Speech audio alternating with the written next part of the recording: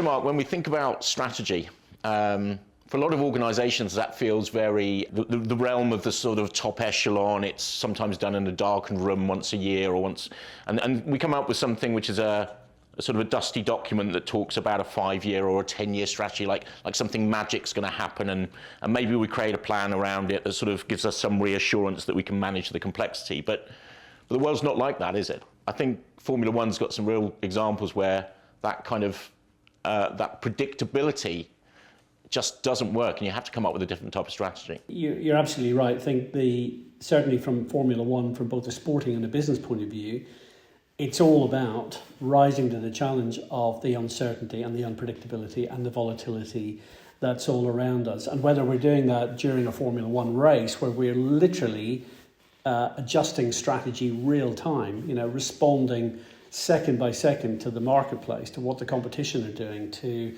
what's happening as a result of the regulations, to what's happening as a result of things outside our control. There's a big topic for lots of businesses.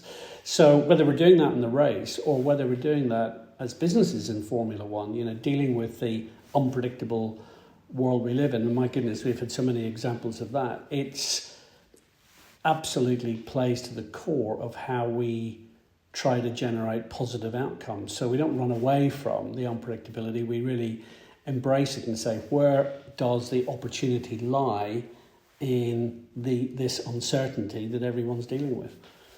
I think that's great. I think, there's a military term, isn't there, VUCA, which we use in the book a little bit, which is volatility, uncertainty, complexity, and ambiguity. And the world has become much more VUCA. I mean, you look at any organization that maybe had a strategy for 2020 or 2021. Well, they got blown out the water pretty fast. And they had to learn how to adapt. It was really interesting to watch some organizations do what they did in 2008, which was kind of hunker down and try and ride it out, and others that tried to innovate their way out because it was a different type of problem. It wasn't a liquidity problem this time, but it was a catalyst for customers changing their expectations and their habits very quickly, and so they had to change course and innovate their way out. But I think it's very interesting, organizations thinking now more of a strategy as we might know where we want to be in the end state, but rather than be that cannonball, that sort of set the trajectory. Once you've pulled go, it's off and it's just flying and it's going to hopefully hit the target. And let's hope it hasn't moved. But the reality is, that more of that heat-seeking missile where we're adapting and sensing what's going on and making good use of the environment and the things that are happening around it, knowing we're going to have to roll with the punches and things like that.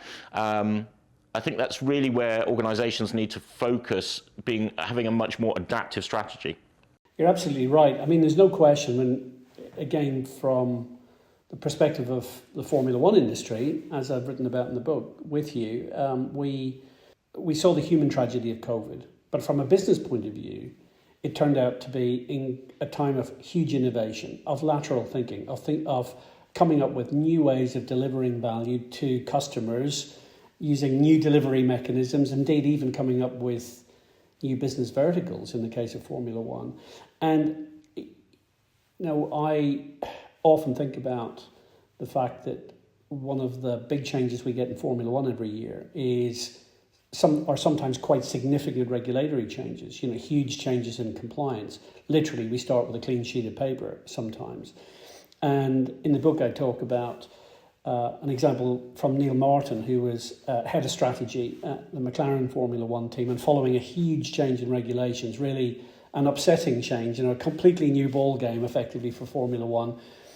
He looked at the analytics and realised that there was quite a counterintuitive strategy that he could deploy in the first race, and that was actually to have the pit stop at the beginning of the race instead of during the race. And when he presented it to the board, he got quite a lot of resistance to doing something that looked completely mad. But actually what he was doing was he was delving into the reality of where the team now found itself in this entirely new landscape because of the regulation change.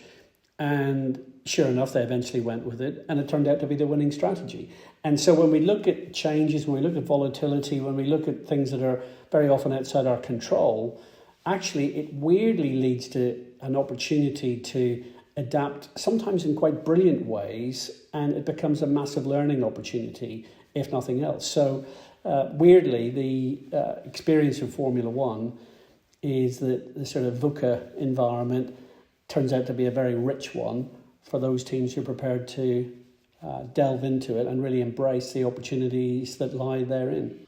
And I think this is one of the reasons we used Formula One as the metaphor for this book around think about businesses. When you Formula One has to have a strategy every 2 weeks, right, for the next race, and it's not the same one you used the year before, right, which is brilliant, right? That a hugely adaptive, highly emergent kind of, and needs to be a strategy that's relevant for that moment.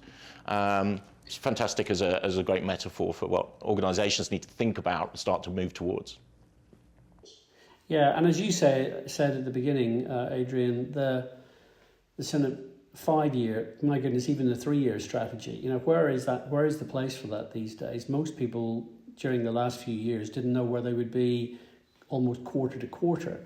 And certainly from a Formula One perspective, both from a business point of view and as sporting teams, we very much live the reality of a world of change and of volatility, and we structure ourselves and we structure our decision making and our ability to adapt strategy accordingly. And so being dogmatic, being fixed in our minds about this is the course of action we're going to take and nothing's going to bring any change to that, we know that is absolutely frankly the losing strategy. So adaptability is everything in this kind of environment. For more information, please visit sullivanstanley.com/future business formula.